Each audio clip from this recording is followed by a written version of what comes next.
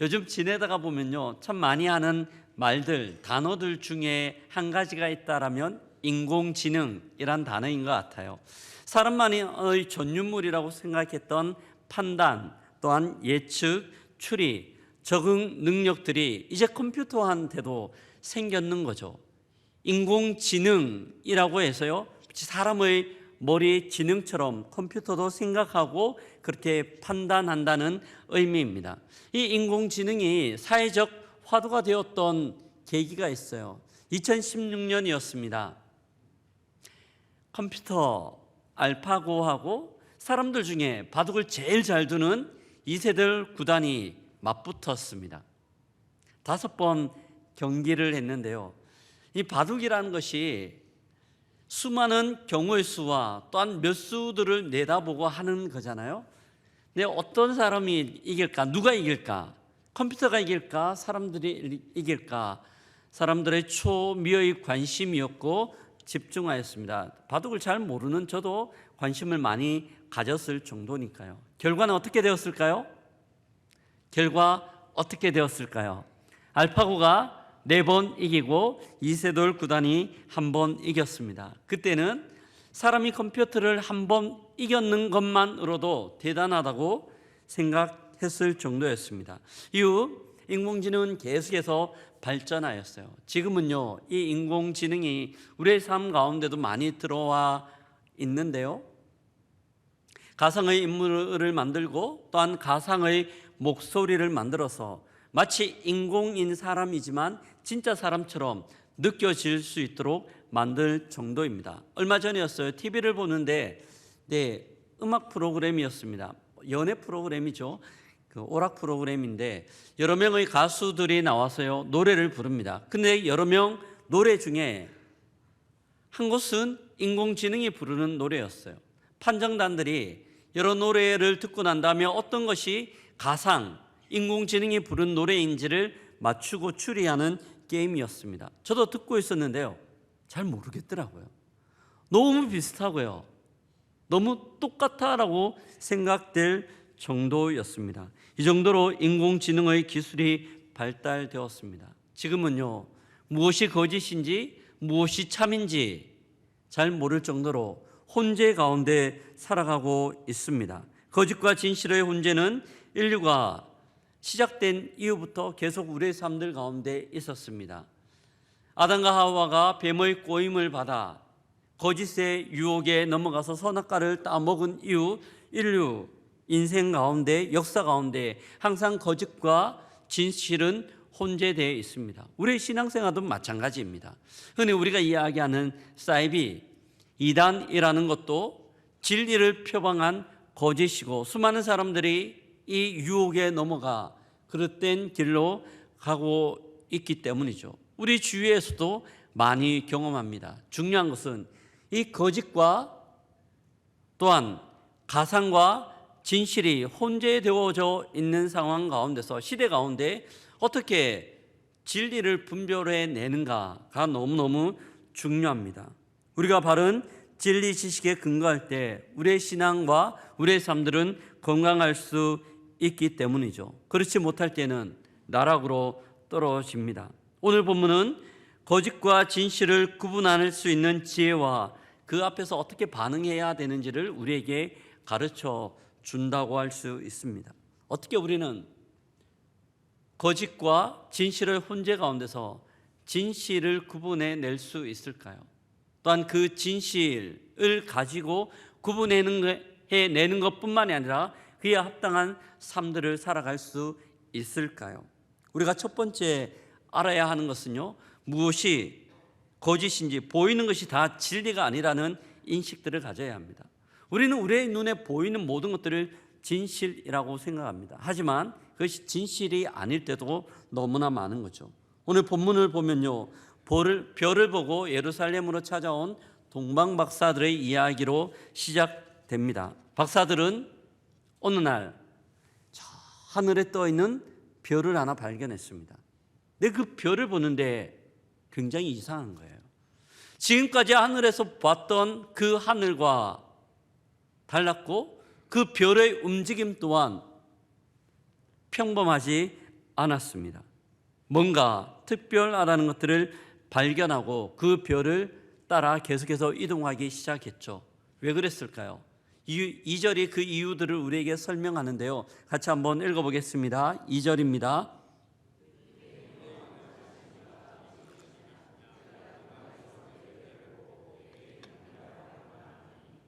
우리가 동방에서 그의 별을 보고 그에게 경배하러 왔다라고 이야기하며 했던 말이 유대인의 왕이 어디 있느냐?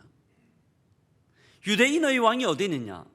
이 말은요, 곧 그 별이 유대인의 왕, 메시아 구원자가 남을 암시한다라고 파악했고 그 별을 보고 따라가면 거기에 유대인의 왕, 구원자가 있다라고 생각했습니다. 그리고 따라와서 갔던 것이 예루살렘 성이었습니다. 왕이 살고 있었기 때문이죠. 우리가 오늘 이 본문들을 조금 더 잘 이해하기 위해서는요, 두 가지 질문에 대답을 해야 되는데요. 첫 번째 질문은 동방 박사들의 정체입니다. 그들은 누구인가에 대한 질문입니다. 본문에서 동방으로부터라는 표현들을 문자적으로 해석하면 해 뜨는 곳으로부터라고 해석할 수 있습니다. 많은 성경학자들이 이 부분에 대하여 여러 가지 주장을 하는데 대체적인 정설로 받아들이는 주장은요, 이 동방이란 것은 바벨론을 의미합니다. 왜냐하면 예전에 이 바벨론에 유대 땅에서 포로로 잡혀갔던 유대인들이 참 많이 살고 있었어요. 그 유대인들로부터 예루살렘에 또한 이스라엘 나라에 메시아가 태어날 것이라는 메시아 대망 사상이 전해지고 있었거든요. 아마 이 박사들도 그것을 알고 있었을 겁니다. 또한 이 바벨론은 점성술로 유명했습니다. 이 당시에 고대 시대의 박사들은요, 대부분 마술을 하고 점성술을 하던 제사장들 직분이었습니다. 제사장들이었죠.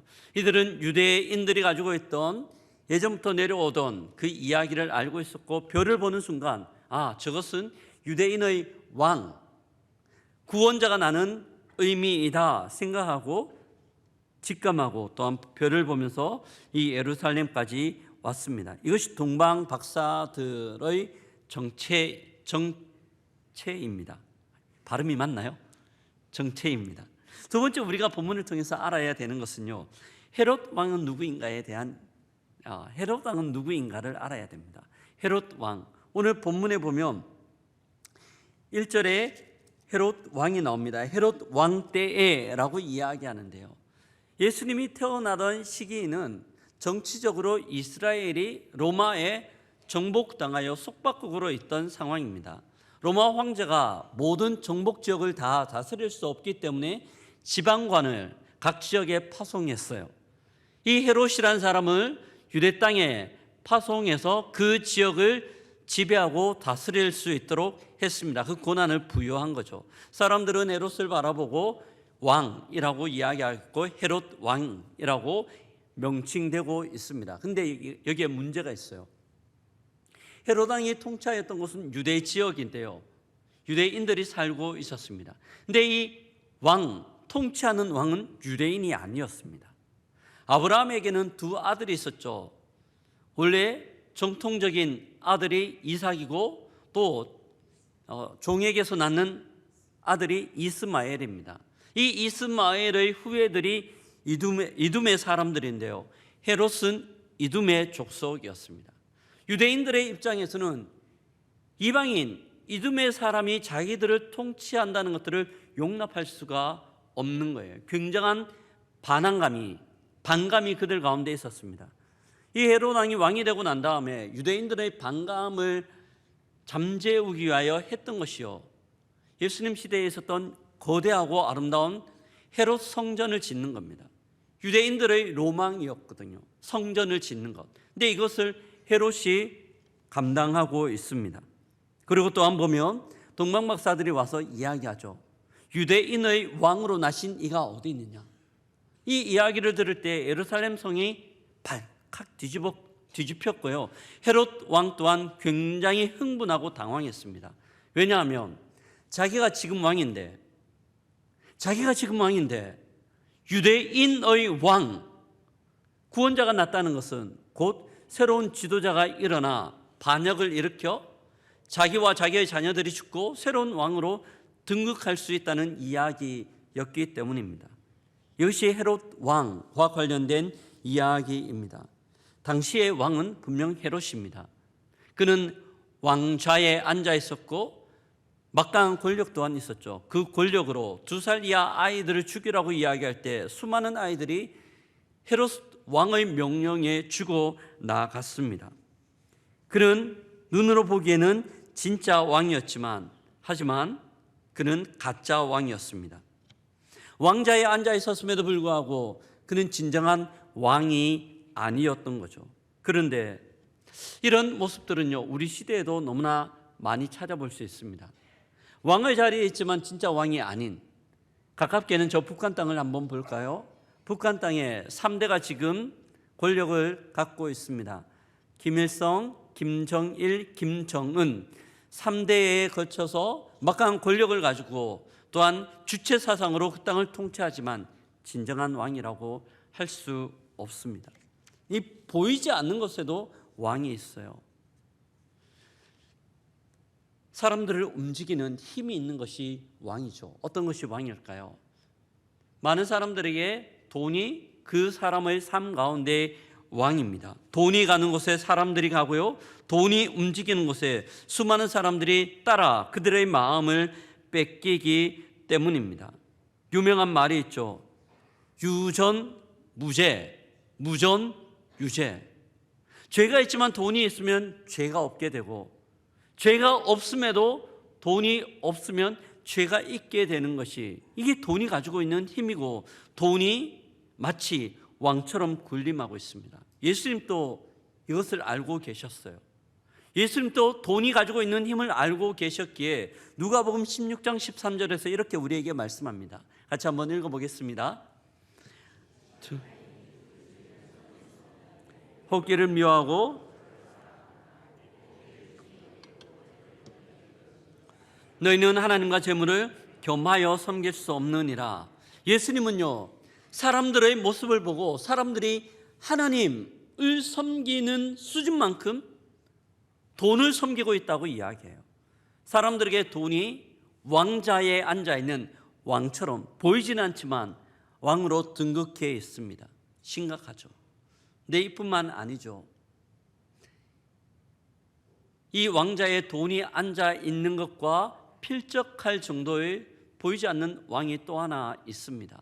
사도 바울은요, 그 왕에 대하여 우리에게 경고하는데 디모데후서 3장 1절과 2절입니다. 같이 읽습니다. 너는 이것을 알라. 말세에 고통하는 때가 이르러 사람들이 자기를 사랑하며 돈을 사랑하며 자랑하며, 여기까지 하겠습니다. 말세에 고통하는 때가 이르는데요, 사람들이 사랑해요. 돈을 사랑해요. 돈이 왕이 되는 거죠. 근데 사도 바울은 이 돈보다 앞에 언급하고 있는 게 있습니다. 무엇을 이야기하고 있습니까? 무엇을 이야기하고 있어요? 자기를 사랑한다고 이야기합니다. 현대 시대에 자기가 자기 삶의 왕이 되는 거예요. 자기가 자기 삶의 주인이 되고, 자기가 자기 삶의 왕이 되고, 자기 감정이, 자기 의지가, 자기 생각이, 자기 결단이, 그의 자존심이 그의 모든 삶 가운데 왕이 되는 것을 봅니다. 입술로는 하나님을 향하여 주여 주여 이야기하지만 실제적인 그의 삶 가운데는 하나님이 그의 삶 가운데 왕이 되는 것이 아니라 오히려 자기 자신이 왕이 되어 자기의 삶을 만들어 가는 것이죠. 거짓 신앙이라고 볼 수 있겠습니다. 어느 목사님의 이야기예요. 오래전 있었던 이야기인데 목사님의 이야기를 제가 들었던 적이 있습니다. 목사님의 이야기입니다. 어느 날 저녁 밤이었어요. 집에서 사모님하고 자고 있는데 갑자기 찌그덕 소리가 나는 겁니다. 뭔가 싶어서 약간 있었는데 갑자기 방문을 확 열고 복면을 쓴 강도가 칼을 들고 들어오는 겁니다. 일어나! 일어나! 깜짝 놀랐죠. 너무 긴장하고 벌떡 일어났습니다. 손 들어! 꼼짝마! 있는 거 다 내놔! 너무 무서웠던 나머지 자기가 가지고 있는 모든 것들을 내놓았습니다. 근데 별로 돈 될 만한 게 별로 없었던가 봐요. 눈 감아! 이 말에 두 눈을 질끈 감고 도둑이 온 집을 다 뒤져 돈 될 만한 것들은 다 가지고 갔습니다. 한참 눈 감고 있다가 도둑이 더 이상 소리가 들리지 않자 실눈을 뜨고 도둑이 간 것을 발견하였죠. 너무나 긴장한 나머지 멍하게 한참 동안 있었다고 이야기합니다. 그러다가 조금 정신을 차리고 자기에게 일어난 일들을 생각하면서 하나님 앞에 회개했다는 거예요. 왜 회개했냐 하면 도둑이 와서요, 꼼짝마, 눈 감아, 손 들어, 있는 거 다 내놔 라고 이야기할 때 하나도 반응하지 않고 그대로 눈을 감고 손을 들고 움직이지 않고 있던 것들 모든 것들을 내놓았어요. 도둑의 말에 철저하게 순종했던 자기의 모습을 봅니다. 그러면서 이 칼을 들고 있는 도둑의 말들 가운데는 이렇게 철저하게 순종하는데 내가 섬기고 있는 하나님 앞에서 내가 이 정도로 순종하고 있는가? 그 순종의 모습을 보면서 눈물 펑펑 울면서 회개했고, 힘겨운 밤이었지만 그날 밤이 자기 인생의 전환점이 되었다라는 간증을 들었던 적 있습니다. 사랑하는 성도 여러분, 우리의 삶들 가운데 우리가 충성하고 순종하는 우리의 왕은 누구입니까? 그 왕자에 누가 앉아 있습니까? 어떤 사람의 삶에는 돈이 앉아 있고, 어떤 이들에게는 자기 자신이 앉아 있고, 어떤 이들에게는 자식이 그 왕의 자리에 앉아 있고, 어떤 사람에게는 성공과 사람들의 인정이 그 자리에 앉아 있습니다. 하지만 우리는 알아야 됩니다. 이것이 가짜임을, 이 진짜 왕이 아니라는 것들을 명심해야 합니다. 그렇다면요, 진짜 왕은 누구일까요? 이 모든 것들이 가짜 왕이라면 진짜 왕은 누구일까요? 본문은 계속해서 이어집니다. 동방박사들은 유대인의 왕으로 나신 이를 찾아 예루살렘을 찾아갔지만 그들의 오판이었어요. 거기에는 유대인의 왕이 없었습니다. 실망한 채 예루살렘 성을 나오던 순간 갑자기 그들 앞에 예전부터 따라왔던 별이 나타나는 겁니다. 그리고 그 별을 쫓아가는데 그 별이 한 집 위에 서게 됩니다. 그때 그들의 감정을 표현하는 것이 10절인데요. 그들이 별을 보고 매우 크게 기뻐하고 기뻐하더라. 모든 것들이 끝났다고 생각했는데 다시 별이 나타나면서 그들이 쫓아왔던 그 목적들을 향해 나갈 수 있게 된 거죠. 그리고 별이 머물렀던 집에 들어갑니다. 집에 들어간 이 박사들의 행동이 조금 이상해요. 11절을 보면 나와 있는데요. 11절을 같이 한번 읽어보도록 하겠습니다. 집에 들어가 아기와 그의 어머니 마리아가 함께 있는 것을 보고 엎드려 아기께 경배하고 보배 앞을 열어 황금과 유황과 몰약을 예물로 드리니라.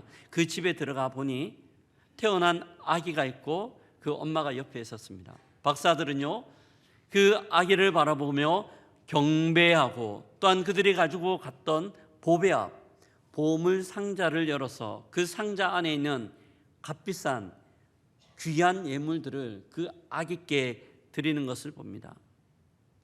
이상하죠? 이 박사들은 제사장이라는 고위직에 있었습니다.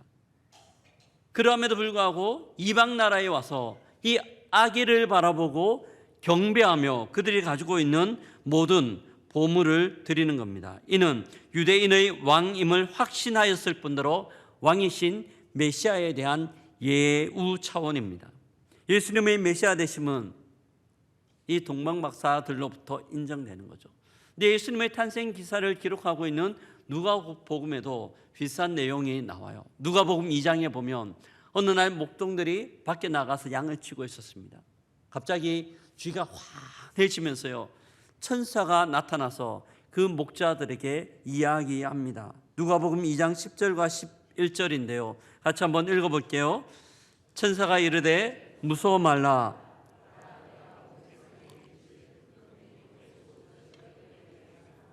오늘 다윗의 동네에 너희를 위하여 구주가 나셨으니 곧 그리스도 주시니라. 구주가 나셨으니 곧 그리스도 주시니라 말씀합니다. 이방 땅에서 온 박사들뿐만이 아니라 하늘에서 내려온 천사들조차 예수 그리스도의 나심, 예수 그리스도를 바라보며 만왕의 왕으로, 구원자 메시아로 인정하고 있습니다. 그렇습니다. 예수님은 하나님의 아들로서 하늘 모든 보좌를 벗어버리고 이 땅 가운데 오신 메시아 구원자이시며 만왕의 왕이시고 우리의 임금이신 줄 믿습니다. 뿐만 아니라 예수 그리스도 재림의 때에 이 땅을 통치하는 구주로 오시는 주인이십니다. 수많은 믿음의 선배들은요, 이 예수님을 그들의 삶의 왕으로, 임금으로 인정하였고 그 인정된 삶들을 살아갑니다. 이 인정 때문에 올 수 있는 수많은 고난과 박해가 있었음에도 불구하고 여전히 그 믿음을 붙들고 있는 거죠. 대표적인 인물이 있다라면 서문화 교회의 지도자 폴리갑입니다. 폴리갑은 2세기 초대교회의 지도자였어요. 그리고 사도 요한의 직접적인 제자이기도 하였습니다. 그 당시에 이 폴리갑의 명성은 너무나 위대하였어요. 그 담대한 믿음으로 말미암아 어떤 사람들도 이 폴리갑의 지도력을 대체할 수 없는 상황이었습니다. 그런데 폴리갑이 살아가던 시대에는 로마가 통치하고 있었잖아요. 로마 법에는 로마 황제만이 주가 될 수 있었고 이를 거부하는 자에게는 엄격한 형벌이 내려졌습니다. 그래서 기독교인들을 범법자로 여겼습니다. 어느 날 폴리갑을 시기하는 유대인이 폴리갑을 로마 군사들에게 고발을 했습니다. 폴리갑이 잡혔어요. 원형 경기장 안에 사형이라는 형벌을 받기 위하여 기다리고 있었습니다. 근데 이 폴리갑의 명성을 알던 총독이 폴리갑을 죽이는 것들에 대한 부담감이 있었습니다. 그래서 폴리갑 옆에 가서 살짝 이야기합니다. 폴리갑, 로마 황제가 주시라고 한 번만 이야기해 주세요. 그게 아니고 제가 들을 수 있을 정도만 한 번만 이야기해 준다면 제가 당신을 놓아드리겠습니다. 유혹이죠. 이때 폴리갑이 이야기합니다. 86년 동안 저는 주를 섬기며 주님은 한 번도 저를 외면하거나 무시한 적 없습니다. 주님은 86년이란 시간 동안 저의 좋은 친구셨고 왕이셨고 임금이셨습니다. 어떻게 그분을 부인할 수 있단 말입니까? 이 한마디 말을 남기고 폴리갑은 형장의 이슬로 사라졌습니다. 어떻게 그럴 수 있었을까요? 폴리갑에게 있어서 진정한 왕은 로마 황제가 아니라 주님이셨기 때문인 줄 믿습니다. 이 주님, 이 왕은 세상의 왕처럼 변하는 왕이나 자기의 권좌를 위하여 무력을 사용하는 왕이 전혀 아니죠. 오히려 자기 백성을 위하여 자기의 목숨까지 내어주는 왕, 자기 백성의 구원을 위하여 십자가의 고난과 고통을 감내하는 만왕의 왕이신 줄 믿습니다. 궁극적으로 참 왕이시며 부활하시고 승천하셔서 지금도 하늘 보좌 우편에서 온 땅을 통치하시고 우리의 삶을 또한 우리 교회를 모든 역사를 이끌어가는 참 왕이신 줄 믿습니다. 그분은 우리의 영원한 친구이십니다.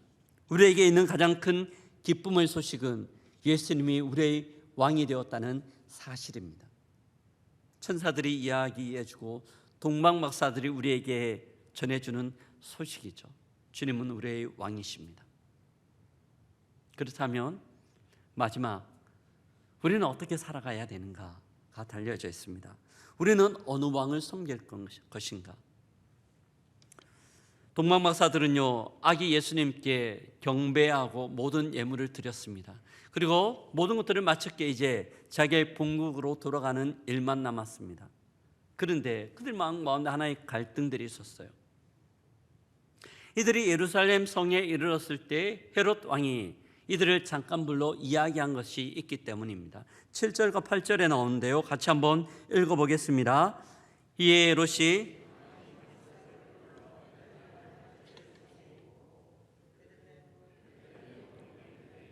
가서 아기에 대하여 자세히 알아보고 찾거든 내게 구하여 나도 가서 그에게 경배하게 하라. 헤롯에게 다시 가야 되는 거예요. 근데 그날 밤 저녁에 천사가 나타나서 그들에게 이야기합니다. 돌아가지 말라고. 갈등이에요. 어떻게 해야 되는가? 헤롯은요, 그냥 보통 사람이 아니었습니다. 로마 황제가 인정한 일국의 왕이었습니다. 혹 그들이 황제의 이 헤롯의 말을 듣지 않고 자기 나라로 간다라면 어쩌면 이것은 심각한 외교적 문제로 비화될 수 있는 상황이기 때문입니다. 너무나 갈등이었어요. 저는 이 정도는 아니지만 저도 좀 비슷한 경험을 한 적이 한 번 있습니다. 예전에 라오스에 단기 선교를 갔어요. 선교 일정을 다 마치고 난 다음 이제 비행기를 타고 한국으로 돌아오는 날이었습니다. 저녁 비행기였기 때문에 좀 오전에 시간이 있었습니다. 선교사님하고 그 라오스 지역 비엔 수도에 있는 공원에 잠깐 놀러 가기로 했습니다. 볼 것도 별로 없지만 그래도 잠깐 시간이 있었기 때문에 갔어요. 근데 남자 집사님들하고 한 10명 정도 가서 이렇게 움직이고 있는데 갑자기 3명의 공안이 찾아오는 겁니다. 그러더니만 지도자, 인도자가 누구인지 묻더니만 제가 인도자라고 이야기하니까 저를 탁 잡고 선교사님과 함께 사무실로 끌고 가는 겁니다. 굉장히 당황했죠. 뭔가 이거? 이 라오스 공산국가이거든요. 너무너무 긴장했어요. 사무실 안에 앉아 있는데 뭐라 이야기하는 거예요. 말을 못하니까 선교사님이 영어로 이야기하지만 그들 또한 영어를 못하고 결국 이 라오스 그들이 아는 사람 중에 한국말을 조금 할 수 있는 사람하고 연결시켜서 말을 하는데요. 우리가 잘못했다는 거예요. 우린 잘못한 것도 없는데 나중에 보니까 돈을 요구하는 거였습니다. 수많은 경찰들이 있는 사무실 안에서 얼마나 위축됐겠습니까? 그날 한국 가야 되는데 저는 빨리 돈 주고 가고 싶은 마음이 굴뚝 같은데 옆에 있는 선교사님이 목사님 절대 안 됩니다. 절대 그렇게 하면 안 됩니다. 나 좀 빨리 주고 가고 싶은 마음이 있는데 밖에 우리 집사님들이 기다리는데 안 된다는 거예요.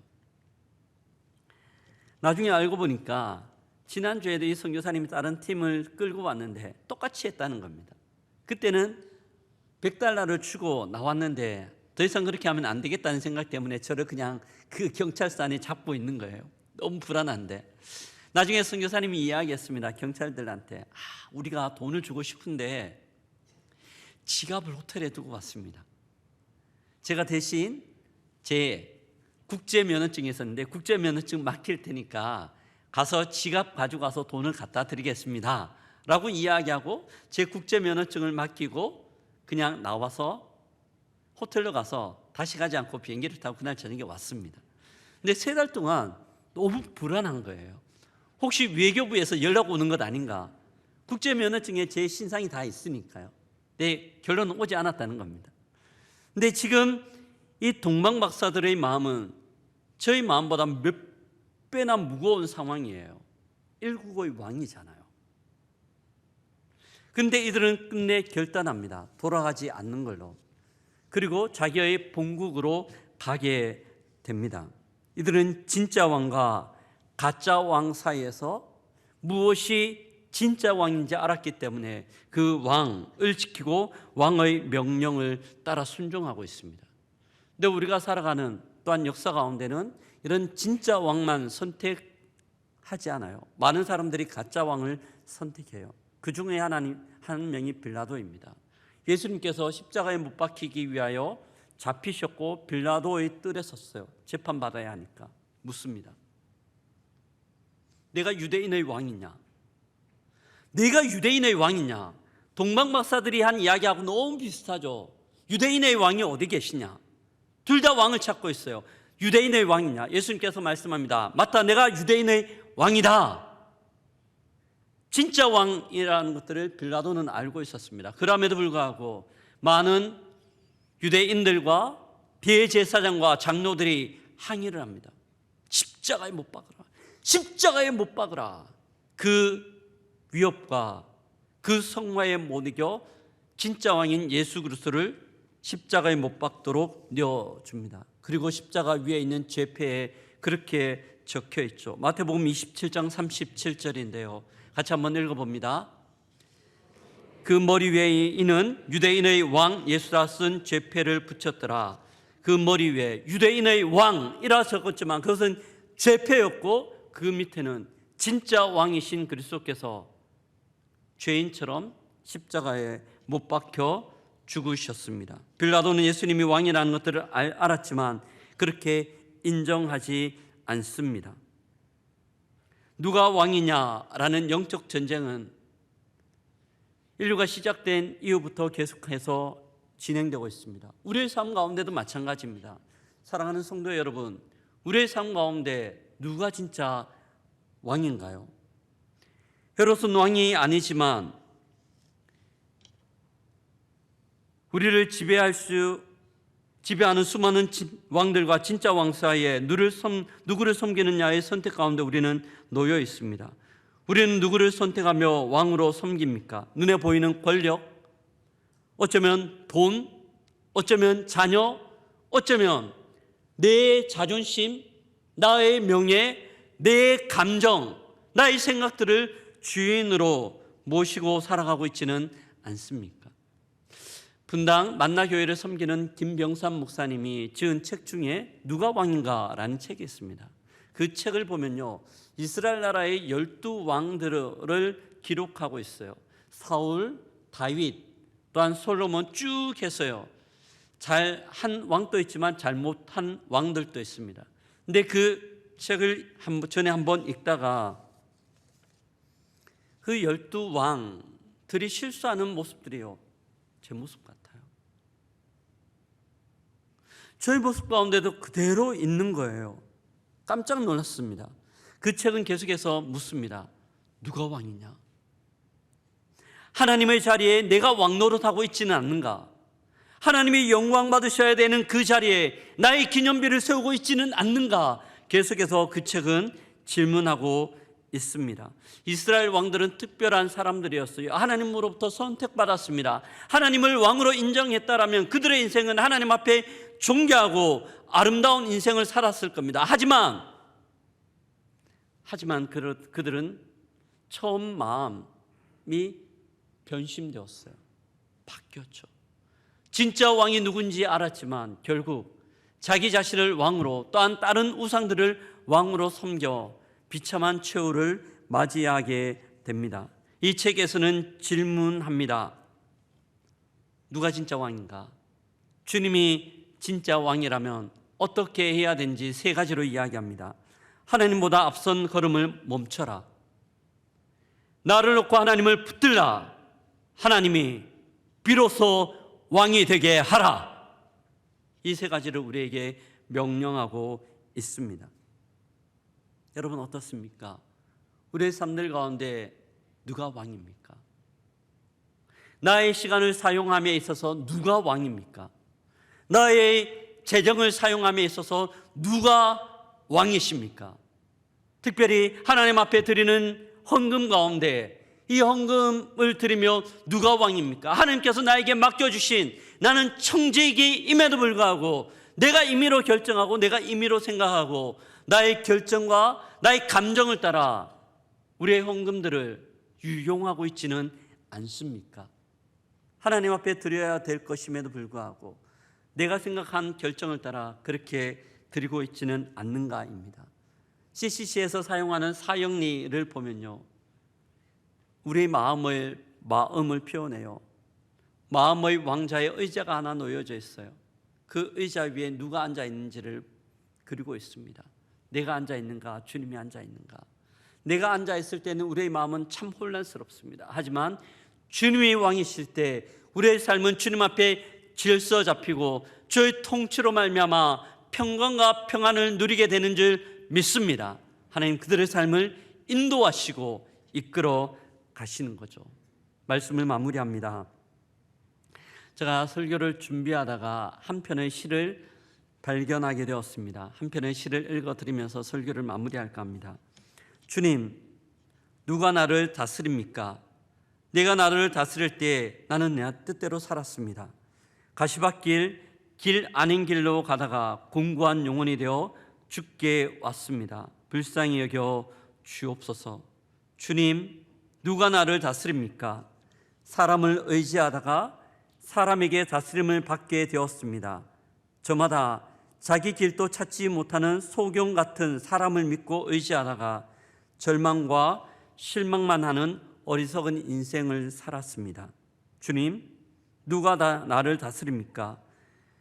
피조물이 나에게 너무나 필요하여 그 피조물을 소유하는데 생명을 소비하다가 피조물의 노예가 되었습니다.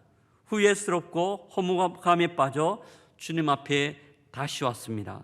나를 다스릴 이는 주님밖에 없음을 고백하며 주님만이 나의 왕임을 인정하며 주님 앞에 나아갑니다. 사랑하는 성도 여러분, 우리의 삶의 주인, 우리 인생의 왕은 누구입니까? 이 땅 가운데 사람의 모습을 입고 오신 예수 그리스도의 탄생을 기념하는 성탄주일 하루를 보내며 우리 인생의 왕, 이 주님밖에 없음을 고백하며 그 주님을 경배하는 하루가 되기를 주의 이름으로 축복합니다. 아멘. 옆에 분들하고 한번 그렇게 고백할까요? 예수님이 우리의 왕이십니다.